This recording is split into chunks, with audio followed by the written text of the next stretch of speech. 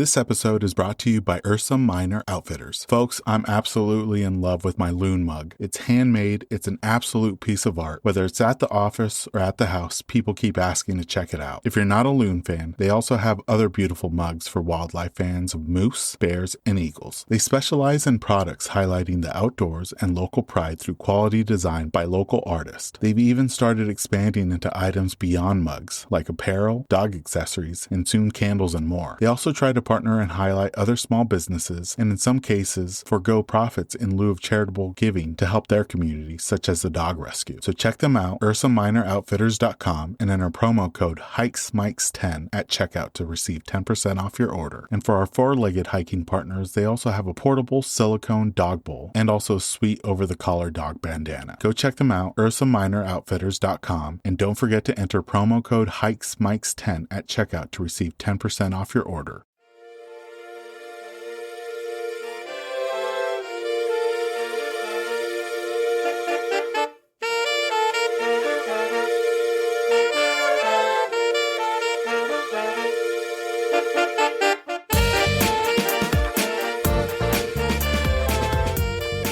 Welcome, everyone, to the Hikes and Mikes podcast. I'm your host, Ivan, and together we'll embark on a weekly journey connecting with extraordinary hikers from all corners of the U.S. and beyond. Throughout these spring months, we've had the privilege of conversing with remarkable individuals. Their experiences and adventures will leave you yearning to hit the trails. In this week's episode, we're heading over to Michigan to talk to an amazing hiker. His name is Dev, but you may know him as Dev the Explorer on Instagram. Follow his journey at DevThe_Explorer. Dev shares with us some of his favorite places in and around Michigan, including the epic fall color season they experience. He also shares with us his journey in starting his own apparel company, Travel Chaser Co., and his new vlog series on YouTube. Without further ado, let's jump into this episode with our guest, Dev.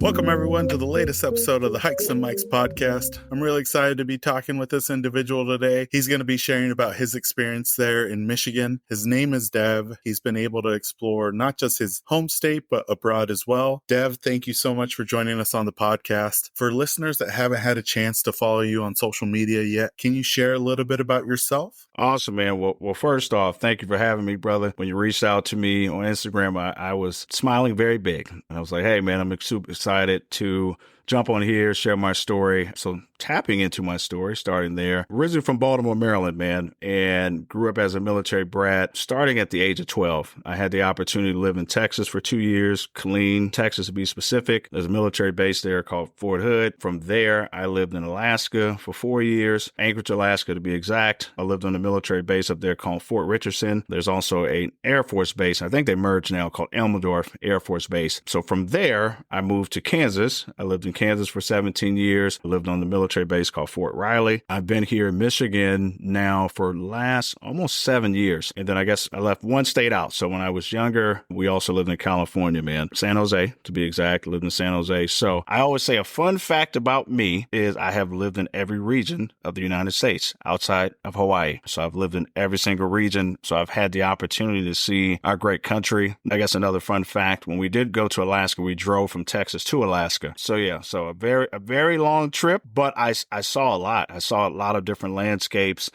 Being from Baltimore, man, and moving to Texas, that landscape was so different. It was obviously drier. Wasn't as, at least back then, it wasn't 4 seasons like it was being in Texas, like it was back home in Baltimore. But yeah, I would say that's kind of a quick, as I say, cliff notes about me. Yeah, I have seen quite a bit of this country. Yeah, man. And that's been on my bucket list for like over a decade, is to do that drive from Washington State up to Alaska. And I just hear great things about it. You definitely want a dependable vehicle when you make it up there, because there's not too many service stations from what I hear. And there's long stretches of just wilderness. There is. So when we drove up there, and you may have heard of this highway, but I assume it's been years. I assume they still have it. There's what's called the ALCAN. So what that stands for is the Alaska Canadian Highway. So once you get to pretty much, I won't say the most northernest, but once you get to the border, as you're getting closer to the border of Alaska, I can't remember how many kilometers out, because obviously they say kilometers instead of miles in Canada, but you basically hit the ALCAN Highway. So when we were driving up there, that was 1997 to be exact. Me, my mom, mom, my brother, my stepfather. We actually were going up. I can't remember what mountain range that was, but as we were going up, I remember there was no railings. So literally, and they were doing construction up there. So literally, if you went off the side of the road up there, probably no one would find you for a little while. But yes, I would say most of that is probably obviously has railings now. I assume they still call it the Alcan, the Alaska Canadian Highway. So just another fun fact, man. And Dev, how did the love of nature and hiking kind of get started for you? And how long have you been doing it for? So I would say I'm going to start with my mother. She's always been into the outdoors. My mother just loves, doesn't matter if it's the outdoors or just driving on the highway. She always loves just getting lost. That was always her thing, meaning just to explore, what's out there. So while living in Alaska, we would go hike the Chugach mountain range. So the Chugach mountain range is the mountain range that surrounds Anchorage. And there's various trails that you can take up into the Chugach mountain range. So that is where I would say my love for hiking, my love for the outdoors. I've always loved the outdoors as a young boy, me and my brother, but in terms of like really embracing the outdoors and really just taking all that nature has to offer, it was Alaska. So that's where the hiking journey began. Did some cross country skiing up there. I always say I wasn't the best at it at the time. I don't know what it was. I couldn't get my feet together to do the duck walk or whatever they call it, going up hills. But the hiking experience is bar none.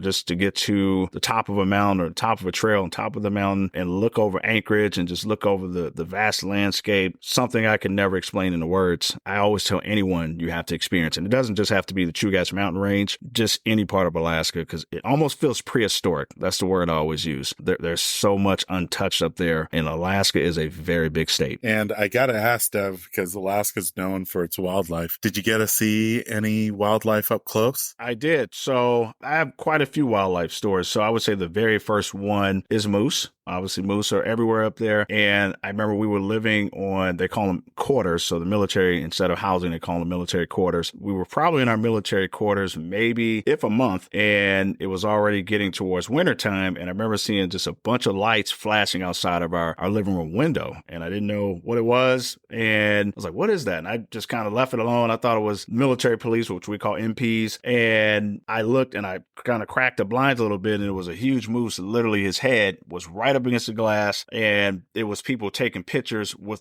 back then, we didn't have the camera phones that we have now, so they were taking pictures with actual cameras and Polaroids. So yes, that was my first encounter. You see a lot of wolves up there. So one thing about wolves, if you've been around them or if you've seen them, they're very long and dainty, but at the time when we were living up there, a lot of people had Alaskan Huskies, so they looked very similar. So people would have the Alaska Huskies in their backyard or wherever, or maybe one of them got out of the gate, of one of the houses on the base, and you would have to really identify, okay, is that a dog or is that a wolf? But wolves tend to trot and they're very long and dainty. So that's typically a dead giveaway to know, okay, that's a wolf, that's a dog. So you begin to look for, prints. So when we're going back to hiking and obviously in the Chugach mountain range, where we would go up through those trails, you're looking for obviously, animal feces to see, okay, is that a moose? Is that a bear? Is that a wolf? You're paying attention to all the different tracks around you. I would say back then when we would see a moose or heard a moose, a lot of times, other hikers would just kind of clap their hands and say he or she's going, and whether or not they move is up to them because you can't move them, or you get back to your vehicle and you're ready to leave and it's a herd of moose. There's nothing you can do. So I would say the other thing is people always ask me about polar bears. So I will,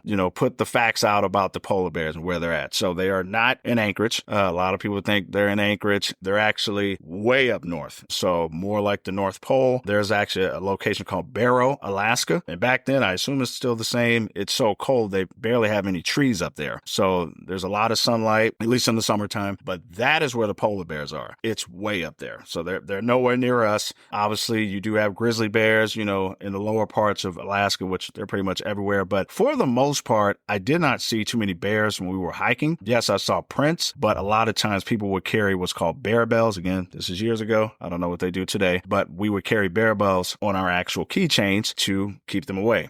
And basically that sound kind of, I don't know specifically what it does, but that sound of that bell chiming is supposed to keep them away. So for the most part, like I said, I saw wolves, I saw moose, obviously a lot of different eagles, bald eagles specifically. But yeah, ton of wildlife. Sheep. Obviously, there's a bunch of sheep, that you can look through the viewfinders that you can put your eyes through and look up on the cliffs and see all the sheep moving around up there. So ton of animals. Oh man, what an experience. And I think Alaska is on, I think, most hikers' bucket list to make it up and explore. Do you have any goals to kind of make it back there in the next couple of years? Absolutely. Absolutely. So I've always wanted to RV. Me and my brother, we've talked about RVing back up to Alaska. Haven't done it yet, but almost kind of recreate the trip we took. Obviously, wouldn't be from Texas because we don't live in Texas, but have that trip back up to Alaska. But yes, that has been on my list for quite some time now. It's been, I'm trying to think, since 2001. 2001 was the last year I lived in Alaska. So it's been that long since I've been back. Well, now you're in a really diverse outdoor landscape, which is Michigan, and it's vastly growing on my bucket list to visit. And I think I've shared this with you before we started recording, but my goal is to visit this fall for the fall colors. What's been your experience hiking in and around your local trail system? Man, I'm trying to find out where I want to begin. So in Michigan, there's so many trails. I'll start with the fall. So there's so many places that you can hike. And even if you just want to take a drive, obviously our love is hiking, which is why I'm on here on your podcast, man. But there is an area called Lake of the Clouds that's very popular here. And that's actually in the UP. So the UP stands for the Upper Peninsula here in Michigan. So anyone listening to this, there's actually two parts of Michigan. So you have the Upper Peninsula and you have the Lower Peninsula. Obviously, the Lower Peninsula is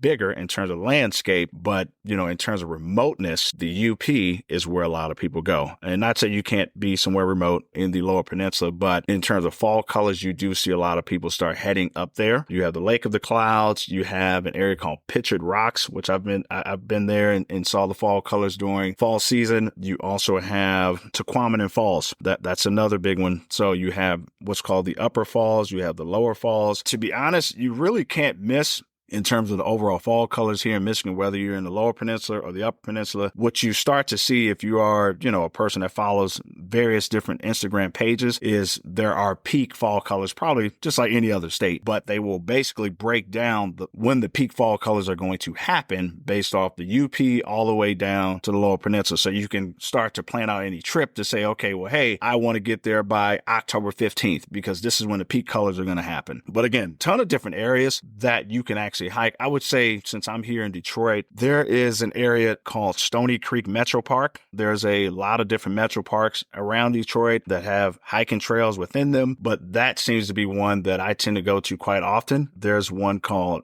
Trolley Trails, so almost like a train trolley, but Trolley Trails, and it's located inside of the Stony Creek Metro Park. That's one I frequent quite a bit because the trees and just the colors are just amazing. There's one picture in particular where I don't know if you're on a bridge or on a boat, but it almost looks like you're in between a river and creek, and it's just these rows of gorgeous yellow trees on either side of the bank, and it was just absolutely stunning. And I think it's a well-hidden secret that you guys have a fall color season, dare I say, rivals the Northeast, because I know the Northeast gets a lot of love when it comes to fall colors, but from the pictures and from the hikers that I've talked to, Michigan is right up there with fall colors. And I know it changes year to year because it all depends on how cold it gets, how fast. To play it safe, like if people want to see fall colors in Michigan, is it October? Is it September? Or does it even go into November? I would say October. I would say, yeah.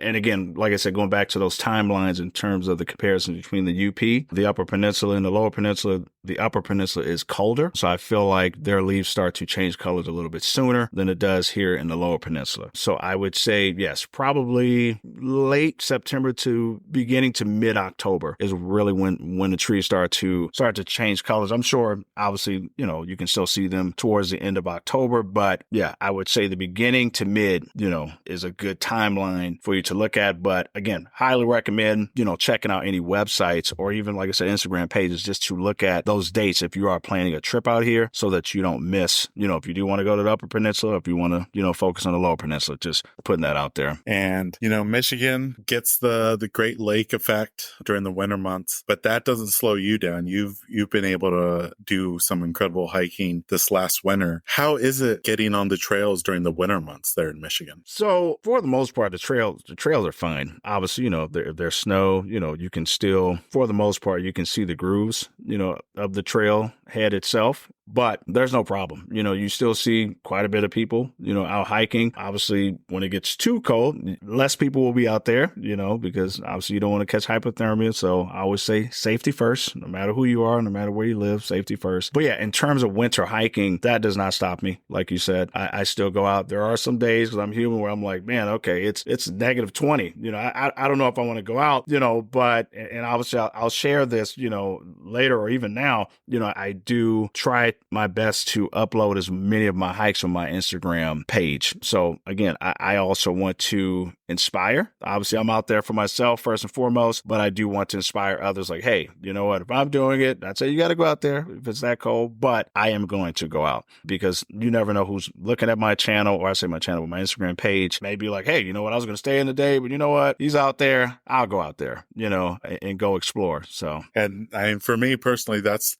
what motivated me to get into snowshoeing, because I used to be like, the trails are a little too sketchy trying to just post hole through. Having snowshoes, at least in my area, has definitely opened up the trail system a lot. And it's in large part due to seeing people posting on Instagram, enjoying the winter months and the trails, but doing it safely with snowshoes really motivated me to get out this last winter, at least. That's awesome. I've actually never, I was sitting here thinking as you were mentioning snowshoeing, I've actually never done snowshoeing. Obviously, I've trucked through quite a bit of snow living in Alaska, but never had any snowshoes that I can think of at this point. So yeah, I was born and raised here in the Pacific Northwest, and it wasn't until last year that I got my first pair of snowshoes. And for the most part, where I live, it's a high desert, so I don't think I've ever used them here locally in my trails. But anytime you want to go up into the mountain trails, they recommend them. But it's definitely more of a workout, I will say. My thighs and my calves definitely feel it, even though I'm only doing 2 or 3 miles compared to longer hikes during the summer months. But it definitely opens up the trail systems a little bit more in the winter months. Yeah, I'll have to definitely put that on my list to do some snowshoeing. Even though I'm already trekking in snow, probably,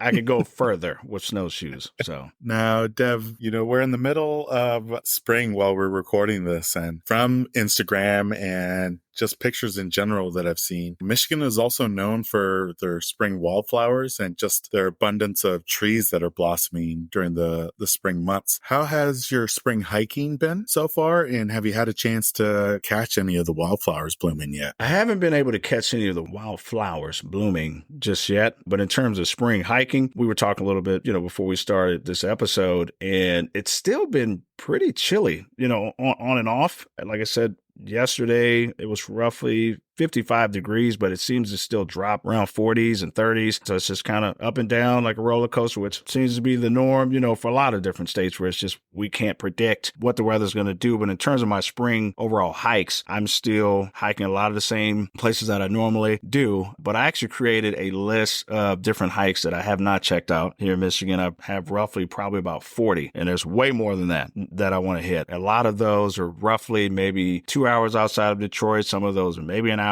Some of those are maybe 30 minutes. But again, to get to the UP, at least from Detroit, roughly is about 5 hours. Yeah, so it's up there. So it's roughly about 5 hours. Another cool fact about Michigan is you can actually drive 12 hours in the state of Michigan and you'll still be in the state of Michigan. No kidding. Holy 12 cow. hours. Yep. So you can go from Detroit, and I can't remember the exact area. I've looked it up before, but yes, if you drive pretty much from Detroit way to pretty much the western part of the Upper Peninsula, it's about 12 hours. Holy cow. You'll still be in the state of Michigan. So that's another fun fact. A lot of people don't realize how big Michigan is. But yeah, most of my spring hikes and even leading into summer are really going to be all over Michigan. Like I said, my plan is to hit as many trails around the Detroit area. I do have a TikTok channel, which I'll obviously make sure to give that to you so you can put in the show notes, but really just promoting what trails are around Detroit, which I've seemed to got a lot of feedback, in terms of, hey, I didn't know this was even around Detroit. People that have lived here their whole lives because they typically have not went out to explore. And for me, I mainly use AllTrails, which you may use as well. I know there's other obviously apps out there that you can use and references, but primarily I use AllTrails. And from there, I just, I create a Google Sheets or Google or Excel, Microsoft Excel technically is really what it is, but just to keep track of, hey, Have I visited here? Have I not visited here? I will obviously circle back to ones that I really love, meaning trails. But for the most part, my goal is really to hit as many new trails that I have not hit in previous years. So that is my goal really for 2024. So right on. I couldn't not ask you about Michigan hiking without talking about some of your favorite trails that have water features, because you guys are known for the lakes, of course, but you guys have some epic rivers, streams, and waterfalls. Are there any favorite hikes locally that have a great water feature that keeps drawing you back year after year? it's actually a newer one, to be honest with you. So Detroit has basically it's an island, and it's called Belle Isle. So they actually used to do, I think this was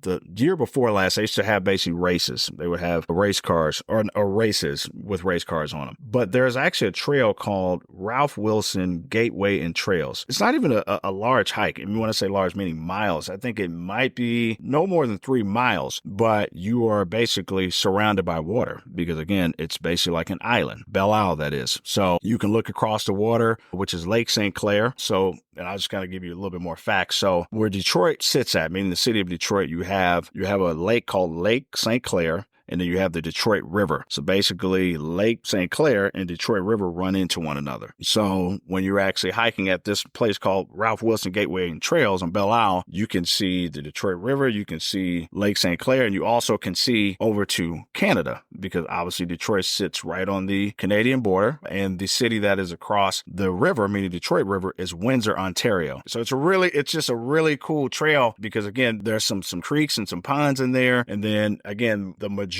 of the hike is you looking at Lake St. Clair. And again, like I said, you also can see across the water to Canada, which is Windsor, Canada. So, or Windsor, Ontario, to be specific. And for me, Dev, I always like highlighting and sharing the spotlight with places that we don't necessarily automatically think for outdoor experiences or hikes. And in Detroit, how would you describe the local hiking scene and trails there within the city limits? So I would say within the city limits, obviously that's one I just mentioned, the one on Belle Isle. Most of the trails, at least that I hike, are outside of the city limits, but not too far. A lot of them. So I would say Detroit alone is a pretty widespread city. And a lot of people, if you've never been here, you wouldn't know, but there's a lot of cities that are around Detroit. And a lot of those cities have trails. Some of them within the city limits, some of them are not within the city limits. But I would say overall, the hiking scene, primarily me personally, I actually hike solo. Not that I can't hike with anyone else. That's just, kind of been my thing. And to be honest, a lot of times I hike by myself because I'm shooting content and I'm stopping and I'm admiring every aspect of nature, and taking videos of it, which eventually I compile into, an Instagram reel, I compile it into a TikTok, and recently, which we'll get into,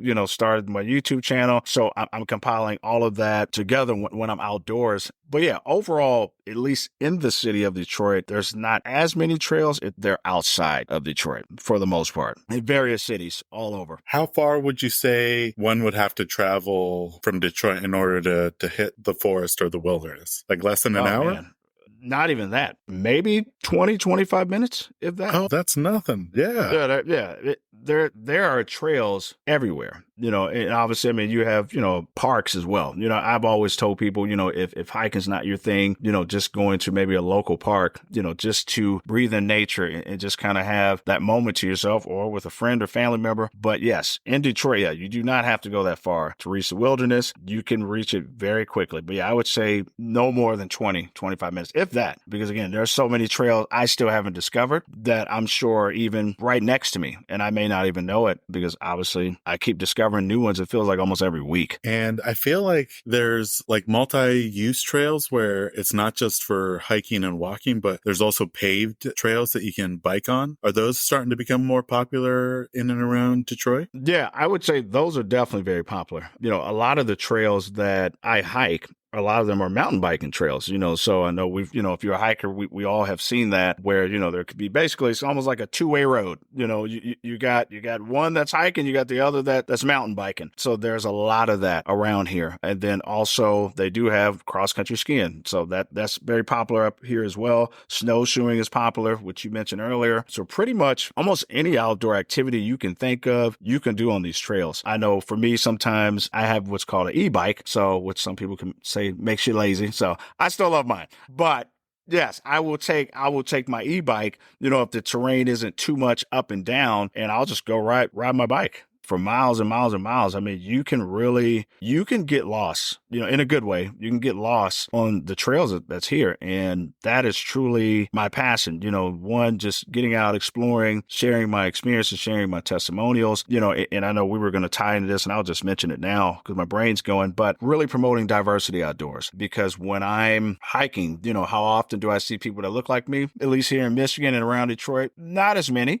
Most often it's typically myself, but, I have had, people of color that will ask me, here in Michigan or here in Detroit, we're like, hey man, like, are you okay being out there by yourself? I wouldn't go out there. And I'm like, honestly, it's in my opinion, it's not as bad as what people may think, or have, the perception of what it may be. So that's another reason that I also share my content because, some content I may show myself in it. Some content I don't. It's not purposely done. It's just, when I'm going back and creating reels and TikToks. But the ultimate reason I am doing it is to show, hey, I am a Black man. You can be out here in these spaces. This is not just for other races. This is for everyone. Nature sees no color, so you can get out there, have fun. And, if it's something you like, hey, awesome. If it's not, no worries at all. That's where I say, hey, local parks are still great. I don't, solely push just only hiking or, trails. But yes, I did want to mention that is really where my love, at least for as of today, hiking is really just promoting, diversity outdoors, also while exploring myself and just really enjoying all that nature has to offer because there are so many wonders of the world, man. Obviously, we're only speaking about just Michigan specifically. Obviously, I mentioned Alaska, but there's so much that I want to touch, meaning put my feet on in terms of whether it's mountain, whether it's desert, wherever it may be, because that really is my life's goal, is just to hike as many different places as I can. So many in terrains. So you've done an amazing job in promoting that. And I think the other great thing that you've been doing is showing that, you can travel outside of your state and visit some of these places that you see on Instagram or on TikTok. And you've been to, like you said, every single region in the U.S. outside of Hawaii. What would you say are some of your favorite out-of-state hikes or regions that you've had a chance to explore and hike in the last couple of years? So two come to mind right away. The first one would be Red Rock Canyon, right outside of Las Vegas. I had the opportunity to go out there. It was actually for a concert. It was Usher, to be specific. So that's why I was out there. But anytime I'm out of state, I'm always looking at the AllTrails app. But prior to me getting there, I had already did my due diligence, did my research. Hey, what hikes, what trails do they have in Vegas? And I saw Red Rock Canyon. And when I tell you just the scenery alone, I just spiritually, I just felt a rush through my body. And it was like, no, even though I love hiking here in Michigan, like I said, there's so much, I still want to explore and will explore. There was something majestic about being in those mountains. My brother actually did a marathon. I can't remember the mountain right now, but he literally just did a marathon in Vegas or right outside of Vegas, about 45 minutes. And he was right next to Red Rock Canyon. And when he called me, I told him about the Red Rock Canyon, prior to him going out there, and he had the opportunity to visit it. He didn't hike it, but, just got to ride past it. And his first thing he said to me was, man, Dev, that was dope. Like, that was such a dope experience. Like, I see what you're talking about, when you were out there. And I was like, man,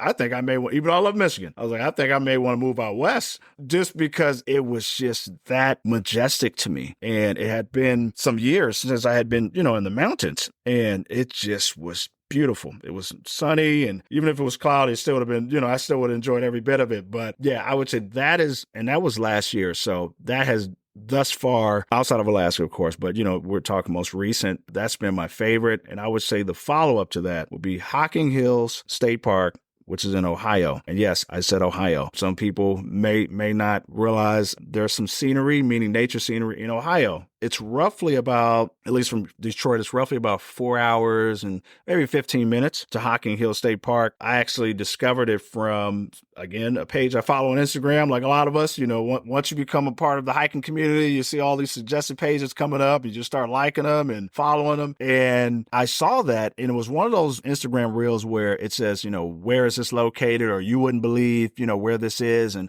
I'm watching the whole clip, no more than 60 seconds. And at the very end, it said Ohio. I was like, this is Ohio?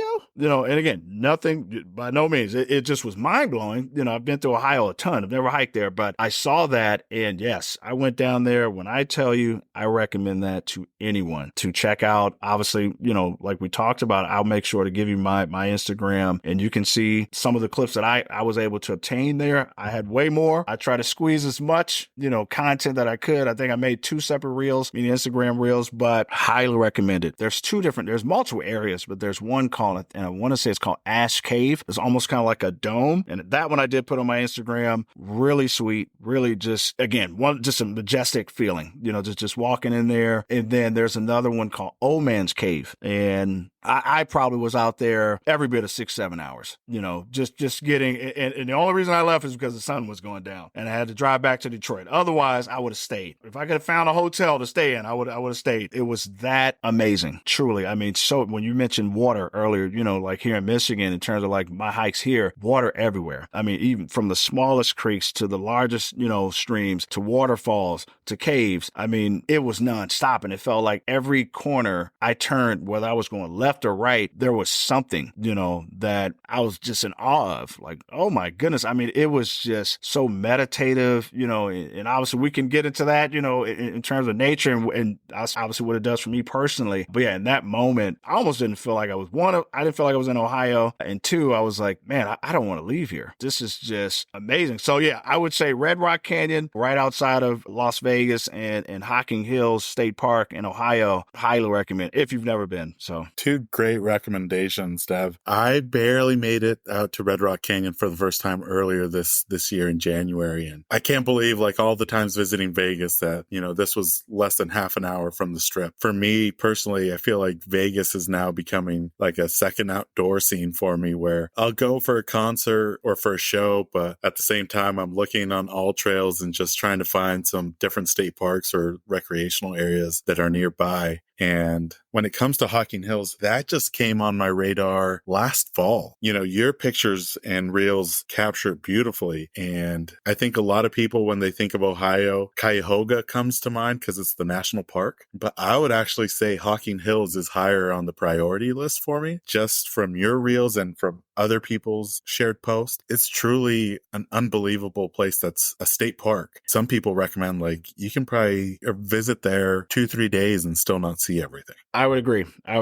I mean, I probably overall, I'm just guessing because I just was taking so much video and photos. I was just in heaven being out there. I probably hiked a good easy 12, 13 miles. I mean, and I could have kept going, but to your point, yes, you could easily, in my opinion, stay there 2-3 days, or even a week, if that's what you may want to do. But yeah, I would say even just a good solid day, I would highly recommend getting there early. When I went, in terms of just time of year, was roughly maybe almost 2 months ago, give or take. Some people asked me when I got back, how was, in terms of other visitors, was it crowded? Like I said, that was around February when I went. So it wasn't too busy. I was still able to, capture my shots without too many people being in the video or photo, which is fine. So we all have it. I mean, when someone maybe walks in your video, you're like, oh, I'm trying to get this video, but it's okay. It's all love. But yeah, I would say probably obviously going into the warmer months probably is going to be busier. So I would recommend getting out there early. When I got out there, it was probably about 11. Yeah, about 10:30, 11. And like I said, I didn't leave for about a good 6-7 hours, just enjoying every bit. And I got to ask that because this might make it on my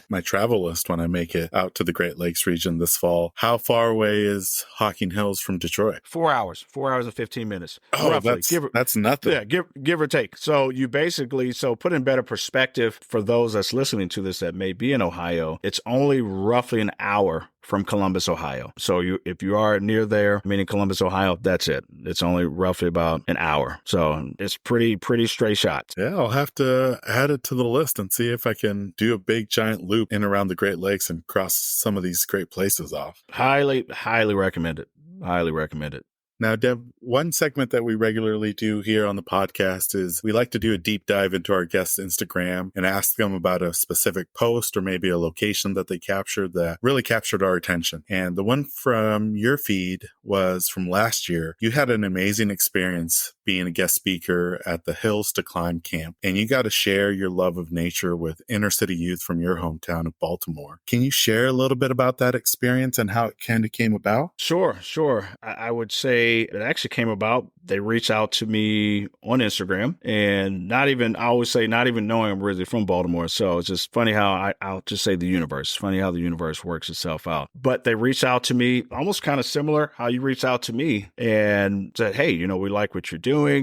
Would you mind being a guest speaker, to come speak with our youth? And I pretty much said yes, right away. The camp was actually located in Pennsylvania. It was roughly maybe an hour from New York state line border. Reached out to me, said, hey, could you come down and basically explain and kind of share my testimonial in terms of how I got outdoors, also being outdoors as a Black man. So most of the youth was Black, if not all of them. And I drove down. It was roughly about an 8-hour and some change drive. Again, did it out of kindness of my heart because, again, once I found out they were from Baltimore, my same hometown, I am a kid from the inner city. So that definitely just, struck a chord. It was like, man, I really got to go down here and speak with them. But it was awesome. That was actually my first time being a guest speaker, which they didn't know. They were like, hey, have you ever done guest speaking before? And I said, no, I haven't. But the kids were very receptive to what I was explaining in terms of my journey being a military brat and how I got started into hiking. I would say once I said I lived in Alaska, all their hands went up.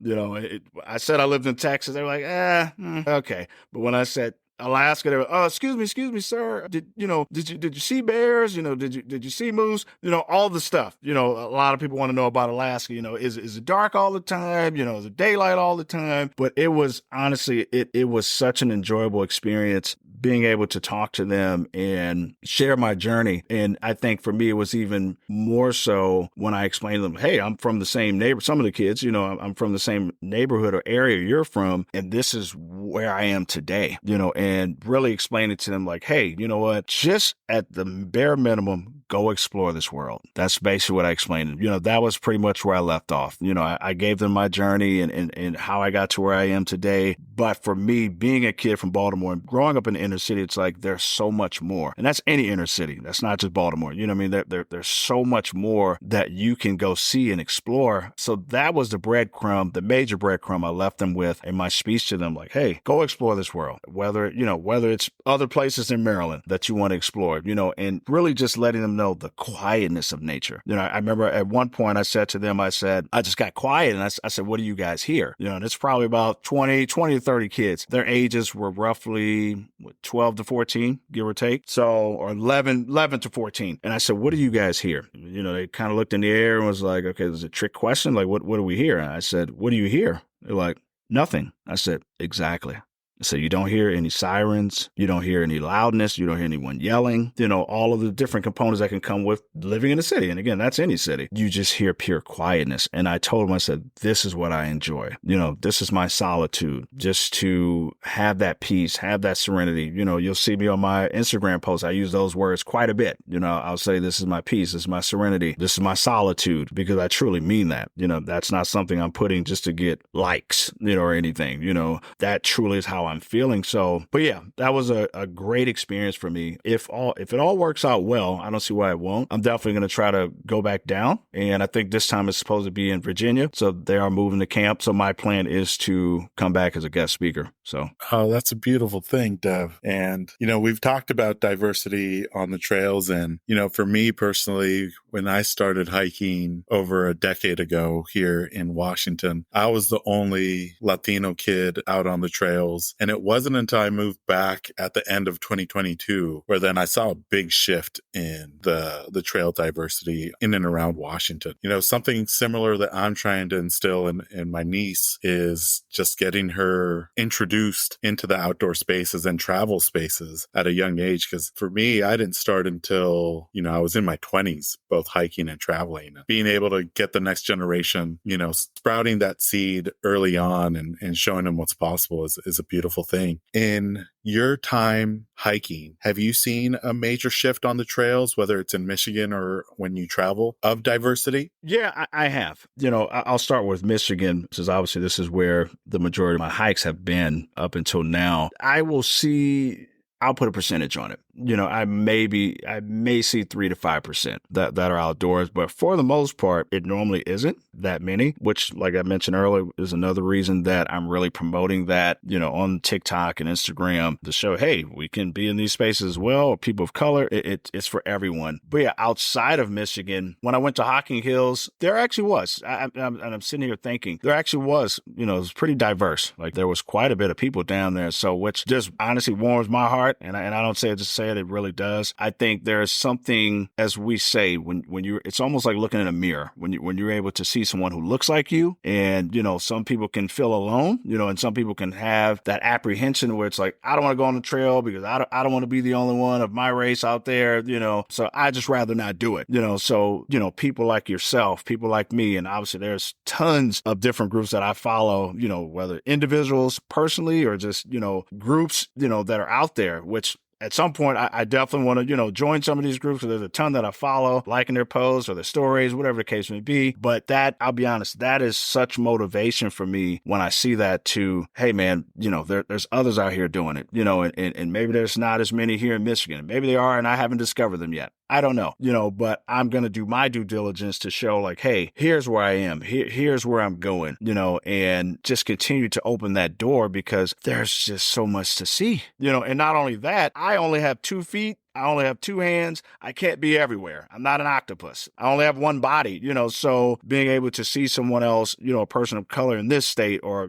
in this country, it's very inspiring, because that definitely can be apprehension to where it's like, even if it's not hiking, where you're traveling, where you're like, I don't know if I want to travel to that country, or I don't know if I want to travel to the state because I don't know if I may be accepted. So that acceptance is important, so for me, it's like, hey, yes, have I, been on trails and maybe I get a look like, I don't know if it's a look like, hey, you shouldn't be on this trail. It's probably a look of, we don't see people like you on this trail, or out here, so sometimes it can be that moment where it's like, but for me, I speak with anyone who knows me, I talk to everybody. So I'll use the word disarm, I make sure to disarm them like, hey, how you doing? Because, even though I'm a black guy, way out in the wilderness, I'm not a threat, so again, just goes back to just my objective, just continuing to promote diversity outdoors and just letting people know, hey, go ahead, man. If it's something you love, if you don't, cool, but there's a lot of wilderness out here. It's a lot of nature to explore. No, most definitely, David. At least for me personally, one highlight moving back to Washington, I got the same questions from, my childhood friends when I started hiking is like, is it safe out there? There's animals, like you just go out there and hike and walk. And to come back, and some of those friends now got into fishing, and now they're looking on maps and on AllTrails and been like, hey, there's this trail that takes us to this fishing hole. Would you be interested in coming? And to see that change in such a small, because 10 years isn't that long, to see that change, even in my local community, has been a great thing to see. And one thing that you're also doing that's helping promote diversity is you started a apparel company that has an iconic Black Explorer gear as well as the Fearless Explorer gear, and that's the Travel Chaser company. Can you share a little bit about how the company started and where you hope to see it grow in the coming years? Absolutely. So I'll start here. I was trying to collect my thoughts, but I was up probably about 2 a.m. in the morning, and they say things come to you, and your thoughts become loud in a good way, and ideas become loud to where it's like, man, I don't know where this is coming from. In terms of me starting a apparel company, I know nothing about it. I've never had an e-commerce business or anything, but, I just kept hearing it over and over and over, starting an apparel company. So that's what I did. I went on Fiverr. I went on Fiverr.com and came up with a logo and, just started just deep diving, and like a lot of us, YouTube University started, learning about, print on demand companies and, and starting there, and obviously, finding manufacturers, overseas or here in the States. So getting back to your question, yeah, it started with the thought. at 2 a.m. in the morning, roughly about 2 years ago. And, I just kept having it replay in my head, like Black Explorer, and I would see, Explore, all the time on people's posts, or just I'm exploring, so Black Explorer became, one of the brands, one of the slogans. And then, I said, well, man, I'm fearless. I'm Black and I'm fearless. So that's where fearless came from, but I will take it a step further. I tell people, when they do discover about my brand, not only whether it's Black Explorer, Fearless Explorer, I really want to promote exploring outdoors as well as exploring yourself. Because when you're outdoors, and again, it's not say you have to be outdoors to explore yourself. By no means you don't, but it's really just taking the step to say, hey, go explore something new, and while you're out there in the process, you may learn something about yourself. There's something about the healing, and I'll use that word, healing of nature, because we're human. We all have our day-to-day lives. So to take that step to get outdoors and just clear your head, like I said, whether you're in a group hike or whether you're by yourself, that's really where it came from, man. Promoting obviously diversity outdoors. Yes, there's Black Explorer, but Fearless Explorer, anyone can wear it. This isn't, I wasn't thinking of, okay, I don't want anyone else but Black people to wear my stuff. That wasn't where, that came from. But the ultimate idea was you need to promote diversity outdoors, and from there, I'm like, okay, obviously I want to make sure I'm showing people my journey, because I don't want to be that person to say, well, hey, here's a clothing brand, here's an apparel brand, but you don't even see me outdoors. So, okay, well, hey, how am I going to buy from a gentleman? You're not even living what you're selling. I wanted to make sure I incorporated that, meaning showing you my journey, and that's where a lot of my posts, I'm not tagging my products, because it's like, not that I can't, but I really want you to see the essence of being outdoors. It's not all about, hey, let me make as many sales off of you as I can. I really want you to see, hey, you know what, this is what you have in terms of nature. This is, that serenity, that peace, that solitude. So yeah, so it really, again, coming back full circle, it was a thought, 2 a.m. that just came to my brain. So, and it was so loud, many of the ideas. I mean, I've got notes on top of notes, like anyone, whether it's a podcast you want to start, a YouTube channel, your brain is just becomes overloaded. I think one thing I've learned, man, is go after your dreams. No matter what it is, no matter how big, no matter how small, no matter how long, the journey takes. I think that's another thing, incorporating hiking. Hiking is a journey. Life is a journey. You go through these mountains, you go through these valleys. That's what life is. You go through mountains and valleys, man. We all have our highs. We all have our lows, but one thing about nature is it's no one but you and nature. No one's talking. There's no loudness of city streets and, whatever the case may be, just get outdoors and give yourself that time. I use the word reset as well. Get outdoors, man, and just reset. So yeah, and you served as an inspiration for me, because especially now hearing the backstory, I used Fiverr for the podcast project, and I've done the YouTube research, and I've always toyed with the idea of having some sort of merchandise for the podcast. But you have all these ideas, but it's hard to figure out which lane to navigate in order to reach that final destination. And to hear that it came from idea at 2:00 in the morning and you followed a similar path, it's truly an inspiration to now that you are a founder of an apparel company, and it's about getting people outdoors is a beautiful thing. And I know throughout this episode, you've been talking about what hiking means to you in so many ways. And I think one thing that comes through in your content, Dev, is that you're always smiling when you're outdoors. Like, I think the outdoor and nature is one of those things where if you're stressed out, if you go on a hike or even just on a walk, typically when you come back out, you're feeling a whole lot better than what you went in. And in your videos, you're always smiling. You're always, you can see that you're authentically enjoying the outdoor spaces that you're exploring. And I think what you're doing is amazing. And, I hope nothing but success continues, not just for the apparel company, but just for what you're doing in and around your local community and abroad is a big thing. Thank you, brother. Truly appreciate it, man. And, another way you're helping showcase your hikes is on YouTube. And you recently dropped your first YouTube vlog on your channel, Dev's Trekking Ventures. How did that kind of come about? And what's been your experience filming vlog for the YouTube channel compared to, say, Reels for Instagram or for TikTok?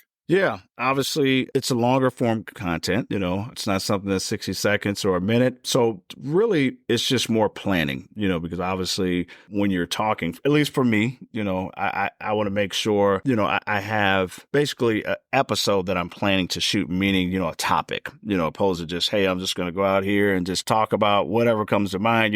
I want to make sure I'm delivering, I'm going to use the word good content and something you can see I've put some sweat equity into and not something I'm just throwing out there and see if it sticks. But going back to your question, Ivan, in terms of me getting it started, I really was just looking at my Instagram and I was like, man, I said, maybe I should start a YouTube channel. Maybe I should, because, if you notice on my Instagram, I'm not talking, not that that's purposely done. That's just anything that I film and I create and I put up. I just happen to not be talking, so it was kind of one of those moments where, like I said, how I started my apparel brand, where that 2 a.m. thought, granted, I don't know what time, I can't remember what time the YouTube came to mind, but I said, let me get out here and talk, and I'll tell you one thing, man, growing up, and honestly, even more so as of late, people have told me like, hey man, you have a really captivating voice. You have a voice that people may want to hear. So, I always say, and I'll just say the universe, whatever you believe in, but, there are signs and when they come to you, you should listen to them. When people are saying, hey, have you thought about this? And then when you start hearing it from a second and third and fourth and fifth person, it's not a coincidence, so there's another breadcrumb, again, when I said follow your dreams, when you hear stuff, it's not a coincidence, especially when you hear it over and over. I mean, it comes in multiples. But that was another thing. I kept hearing people like, hey, man, you should maybe start speaking on your videos. So I'm like, oh, okay. So I'm like, maybe I should do a vlog. So I'll start here too, and I'm going to go back to my blog. One of my passions, I've always loved travel channels. So when Anthony Bourdain was still living, God rest his soul, he was one of my favorites. I just love seeing him go to different countries. And, even when I was a kid, I was always fascinated with the globe. As a child, I would go to the globe in my elementary, middle school, and just looked at it, all the different countries. Way before we had Google, you actually had to look at a globe or a map before we had Google Maps. But yeah, that is where the idea came from. It was like, okay, maybe I should start talking on vlogs. And my ultimate goal with the channel, Ivan, is to, obviously my hikes are starting here in Michigan, but I'm going to travel all over the United States and also incorporate others into my vlog, so obviously we're having an audio conversation, you know what I mean? So hopefully at some point you and I maybe we can do a vlog, to say, hey, your experience, or really get real-time reactions, of whether I'm in the PNW or you're here in Michigan. So it really was to show you my journey, obviously I'm showing on Instagram, but really have an authentic conversation with you, and allow you to have a conversation with me. Obviously at some point I'm going to do some lives, all the above, to where I can really interact with people and learn from you, because guess what? I haven't explored everywhere, that's my ultimate goal, but at the same rate, there's so much you can learn from someone. And sometimes it's not always just hiking, man. You know what I mean? You can learn life experiences from someone that you can incorporate, I call them gold nuggets, that I can take from someone. And even if it has nothing to do with hiking, just meeting people, the camaraderie of being around fellow hikers, or maybe it's someone who's a beginner hiker, or maybe there's, an accessory or something that you're using. Not that you can't see this stuff on Instagram, but just having intimate conversations, in person, it makes a difference, in sharing that love for the outdoors and seeing, like you said, you see me smiling. Those are genuine. It's funny because I had someone message me on Instagram one time. They were being funny. They were like,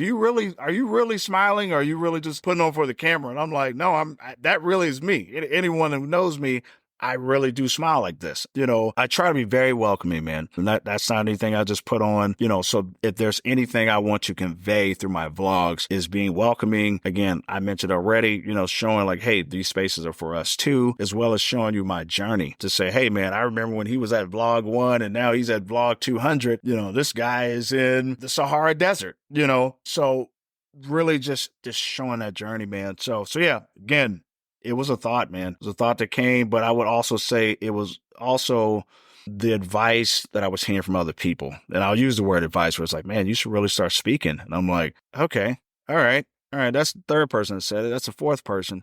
All right, something's happening here, so listen to that in your life, man. When you hear those things. Dev, you definitely have a voice that translates well to not just podcasting and audio, but to video. And for listeners, we'll be sure to link Dev's trekking ventures on the the episode show notes so you can check them out. And you've had a couple new videos since your first YouTube vlog. Do you have a set schedule, or is it kind of just based on some of the hikes that you've been able to do over the last couple of weeks and months? So yep, I do have a set schedule. So my plan is to basically drop one vlog a week. And my plan is to truly hike an area here in Michigan I never have, because I want it to be authentic. And not say me hiking somewhere else that I may have previously hiked isn't authentic. It is, because you may have never seen it, but I want my authentic feelings to come through, to show you like, hey man, like you see my head turning left or right, or I'm looking up and I'm like, oh man, where's this trail lead? So I want every video that I post, it's going to be trails that I have not hiked before. But yeah, right now I have roughly 40, and that's all here in Michigan. 40 trails. Like I said, some of those are, 30 minutes outside Detroit. Some of those are an hour and a half, 2 hours, 3, 4, 5, and so on. So yeah, there is definitely a schedule. Like I said, every time I go back to Instagram or TikTok and, and I see fellow hikers outdoors, it's an inspiration, man. It's an inspiration because we're human. And I think sometimes, you can have, you mentioned earlier, having so many thoughts in your head and how to, attack them, meaning, complete the objectives in terms of what you want to do. And sometimes it almost feels like, even though it's not writer's block, air quote, it can have that same type of feeling where you're overthinking it. And sometimes it's just like, man, just put out the content and let the audience do what it does, man. Because at the end of the day, it's the audience that's going to determine whether they like it or not. And then from there, you start to make tweaks as necessary and go from there and start interacting with the hiking community, because it's endless, man. It's endless in terms of the amount of content, that you can put out, especially when we're talking about nature. And I'm looking forward to seeing your channel grow on YouTube and both on Instagram. Definitely saving those vlog trails on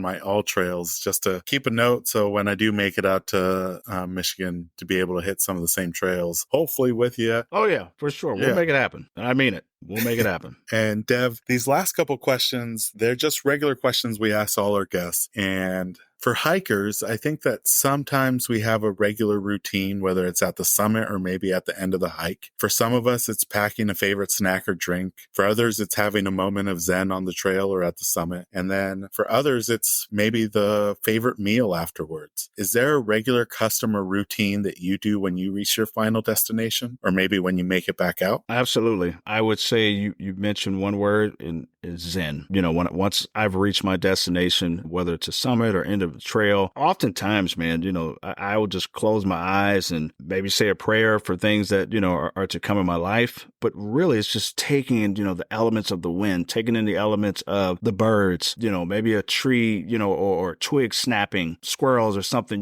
moving through leaves or anything, so it's almost a meditative state, which is why I said zen, just taking it in and really just appreciating, one, where I'm at in my life right now, because I think, even though, yes, it's nature and it's zen, just, hey, man, we're all here for a reason. We all have a purpose, man. And I won't go too deep into that, but, but we do, man. We all have a purpose. So yeah, I do. I take that moment just to be in a zen state, and close my eyes, or maybe my eyes are open, and just embracing every element. And I mean every element of nature. Oh, that's wonderful. Dev. Follow-up question is, we all tend to pack our essentials, right? But sometimes, especially for those that are creating content, we do pack some luxury items that fall outside of the essentials list. Is there anything in particular that you pack on a regular basis that kind of falls outside of those essentials? It would be my GoPro. I have to have my GoPro, man. That's how I shoot my content and put it up. But yeah, I would say my GoPro, my DJI or DJI, some people say DJI, but DJI drone. That's one I've had it for a little while, but I wasn't, taking it with me as much because I just got so used to just taking my GoPro, and, I like to travel light, hike light, if I can. But recently, starting my vlog, I said, man, I need to get this shot. I need to get that shot. So yeah, I would say my essentials, man, is my GoPro, obviously my phone. I have a tripod, that I use to record myself walking, various angles, that I do. And I'm continuing to learn, just from different stuff I YouTube, YouTube University, and man, I could do this angle, I could do that angle. So now I take my drone with me to make sure I'm getting some aerial footage and really start incorporating even more drone shots, just because, again, I want you to feel, and I truly mean it, I want you to feel the landscape. I want you, I may take a video of a tree, kind of fanning in the wind, or a branch, because I want you to feel that. Because one thing, and I'll say this, somebody reached out to me on Instagram, and I don't know if they were disabled. Maybe they were, but they were like, hey, your videos are very inspiring, especially for people that can't get outdoors and walk. So I really took that to heart and was like, wow, man, like I guess I never thought about that. There are those that may not be able to venture out, like myself and others, so really making sure even now I'm really bringing all those elements of nature into, whether it's an Instagram reel, a TikTok, or my vlogs, because it's like, hey, you're on a nature walk with me. So I would say, yeah, GoPro, drone, obviously my phone, and then my various tripods that I use when I'm filming outdoors. Gotta have them. I never thought of it like that, but yeah, there's some individuals, especially if in and around where they live, the trails aren't accessible. I know, like down south in like South Carolina, there's a lot of accessible trails for those in wheelchairs. But yeah, for some individuals, or even like I've had injuries where I'm not able to hike. And sometimes in order to get that same dopamine rush from hiking, I'll start looking at YouTube videos to kind of fill it in until I can get back on the trail. That's a good perspective to have. I've never thought of it like that. Last question for you, Dev, is, we're about a fourth of the way through 2024 while we're recording this. Is there any hiking or travel goals for the rest of the year or maybe beyond? So yeah, there's 3 that come to mind. One of them is here in Michigan, which is, I think I may have mentioned earlier in the show, this episode is called Porcupine Wilderness State Park. It's roughly about 8 hours and 47 minutes. So like I said, Michigan's a pretty big state, but yeah, it's roughly about 8 hours and 47 minutes, and it's located in the upper peninsula of Michigan. But that's an area I've been wanting to hike for quite some time, seeing a bunch of different, Instagram and TikTok videos on it, and it's actually mountainous up in that area. So not, peak mountains like I would say like Red Rock Canyon, but that's one I want to check out. Also Zion National Park in Utah. That's one I've had on my list for quite some time. That one, as well as Yosemite National Park. So ultimately, I want to hit all the national parks. Like I said, I only got 2 feet, so I can only be where I am at one time, but I'm going to spend my life trying to hike as many places as I can. But yes, but those 3, Porcupine Wilderness State Park, Zion National Park, and then Yosemite National Park. Those are the 3. And then also along with the 40, like I told you, I have just in Michigan alone. So a lot of ground to cover. I'm excited. I'm looking forward to seeing those check marks coming off this year and being able to see you visiting some of these great places, not just in Michigan, but elsewhere here in the States. Dev, that was it for the regular questions. This last section of the podcast is the this or that questions. I'm going to give you 2 options. They're all hiking and outdoor related, and you just choose which one you prefer out of the 2. Sounds good, brother. All right. So the first one is, when it comes to the trails, do you prefer a trail with a steep incline or a steep decline? I'm going to go both, because obviously when I'm going up the incline, it's a lot better depending on where you're at, come downhill, depending on the incline itself. Obviously that could put pressure on your knees and all your joints, all that good stuff. But yeah, both, to be honest with you. I enjoy climbing. I enjoy coming down. So yeah, both. This one's a tough one because I know Michigan has beautiful places that have both, but waterfalls or summits? Oh man, you're right. That's a good one. I'm going to go waterfalls on this one. Even though summits are definitely at the top, again, I'll use the word again, majestic. There's just something majestic about water, and water is just so healing, just on so many levels, whether you're just listening to it, whether you're on the water itself. But yeah, I would have to go waterfalls. I think it almost kind of reminds me, for those that remember this movie, like the Goonies, when you're hiking, when you're hiking to a destination, and you finally get there and you're like, oh my God. And if it's a waterfall that you're looking for, there's just something about when you're coming around a bend or up a trail or down a hill and you finally see that waterfall, no matter how big or small, it just does something. So, but yeah, I would have to say waterfalls. And then this is another trail system question, but switchbacks or straight up? I'm going to go with straight up. Yeah, I had to think about that one for half a second. But yeah, I'm going to go with straight ups on that one. And then, do you rock trekking poles or do you prefer to be freehand? I prefer to be freehand. Now, I will say this, obviously if I was, hiking regularly, I'll just go back to Red Rock Canyon, something that's maybe a little bit more rocky, maybe something, that has higher inclines, probably would use poles depending on the trek that I'm doing. But at least here in Michigan, I do see people with trekking poles, no matter the elevation, I do see it quite a bit. But for the most part, yes, I'm normally freehand, but that's also because I have a GoPro in my right hand, and I'm holding my left hand is on the strap of my book bag with all of my electronical goodies in the bag. So yes, I normally am freehand, but again, that's also because I'm filming content too. So. And then this next one is about footwear, but do you prefer wearing hiking boots or have you made the switch to trail runners? For the most part, I wear trail runners. I do have hiking boots. I've got probably a solid 9 or 10 hiking shoes and boots. But as of late, yes, I have been wearing trail runners. I actually had a gentleman, I was out hiking today, and he saw they're A06. I can't remember the exact,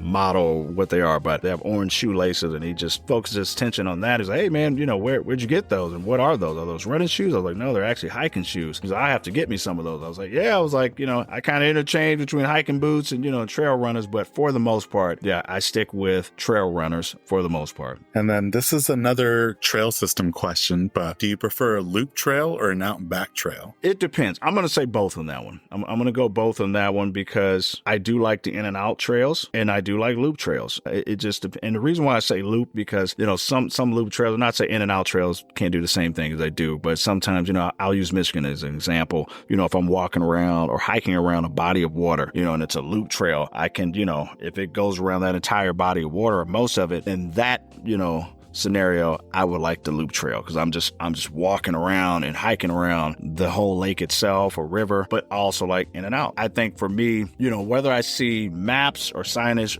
on hiking trails, I just want to just explore, so that's why I say, give me both. I'll take both of them and obviously share my testimonials on my YouTube channel and Instagram and TikTok, all that good stuff. But yeah, both are in the docket, man. Are on the docket. So this next one is about your water carrying system. Do you carry your drinkable water in a water bottle or have you made the switch to a hydration pack or a Camelback? It is in a water bottle. So I have a Camelback, but it is a water bottle. Got it off Amazon for like $18. But I did used to use Camelbacks, at least the ones, that you put over your shoulder in Alaska. So that actually was what I used primarily in Alaska, was where, obviously you bite on the little piece and, get your water out of there, get your agua. But as of late, I do use just a normal Camelback water bottle, which for the most part, granted, stay hydrated. I always tell people that. Safety tip number one, stay hydrated. I can go pretty long distances without, any type of liquid or water. But, again, it just depends on the type of trail. Because obviously, if it's a lot of inclines, I make sure my water bottle is filled all the way up because I may need it. So, yeah. Especially if it's hot too. So for sure. It's hot. That sun will drain you real quick. So these next two are our hardest ones, but sunset hikes or sunrise hikes? Man, both good. I'm going to go with sunset. And the reason why I say that, and again, I'm going to speak for here in Michigan, there's just some beautiful sunsets here, and especially in the summer. You have a lot of people that live here in Michigan. They're called snowbirds. And I know they use that term in other places where they will leave Michigan, during the winter time. And then they come back, here in the summertime because there's just something just epic, and just beautiful about the summers here. And I would say, tying into sunsets. So yeah, I would say sunsets is mine. And then I think I know the answer to this one, but spring wildflowers or fall colors? Fall colors all day. Yeah, fall. Yeah, man. It looks like a bunch of Skittles up there, man.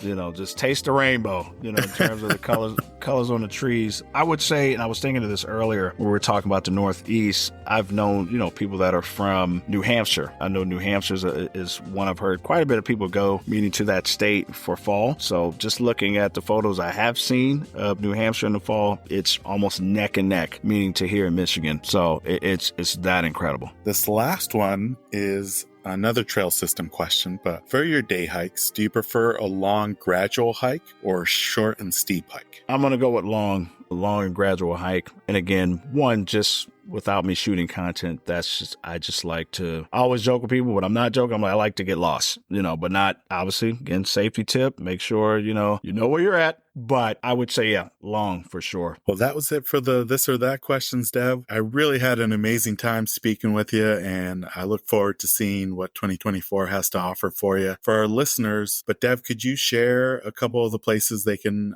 follow your adventures online, whether it's social media or... Absolutely, brother. I'll start with my social media. So on Instagram, it's just Dev, D-E-V, _explorer. And it's the exact same username on TikTok. So you can find me on TikTok. And then in terms of my YouTube channel that I recently started, it's just Devs. So DEV''S Trekking Venture. So not adventure, just VENTURES. And then lastly, in terms of my apparel brand, it's just travelchaserco.com. And like you said, I'll make sure to give you that information so you can put it in the show notes. But yes, that's where you can follow me, follow my journey. I say it on my vlog, but I'll say it on here. If you guys would like to link up, by all means, I am all for it. If there's any trails, whether you're here in Michigan or you're not here in Michigan, by all means, let me know because I'm always down to explore. Dev, it has been an honor to speak with you, brother, and I look forward to what 2024 has to offer and to see your journey this year. Yeah, man. Hey, I appreciate it, brother. I appreciate you having me on the podcast. And like I said, I was smiling. As you see me smile in my videos, I was smiling big when you reached out to me, man. So again, appreciate it, brother. Thank you for having me on here. And that brings us to the end of this episode alongside Dev. We extend our heartfelt thanks to him for coming on the podcast. Make sure to stay connected and follow him on Instagram at DevThe_Explorer. Don't forget to check out the episode show notes to learn more about Dev's apparel company and more. We have an incredible lineup of episodes planned throughout the spring months, and we can't wait to share them with you. New episodes will be dropping every Monday with occasional bonus episodes on Fridays. To ensure you never miss out on those thrilling tales, remember to hit that like and subscribe button. Your support means the world to us. Don't forget to join our vibrant community on Instagram at Hikes and Mics. We'll be sharing episode visuals, my own personal hiking content, and so much more. Let's stay connected and continue to inspire each other on this remarkable journey. As we bid farewell, remember to tread those happy trails, embrace the great outdoors, and keep the spirit of adventure alive. Until next time, my fellow explorers, happy hiking. This episode's music was created by Ketsa. Follow him on Instagram at Ketsa Music.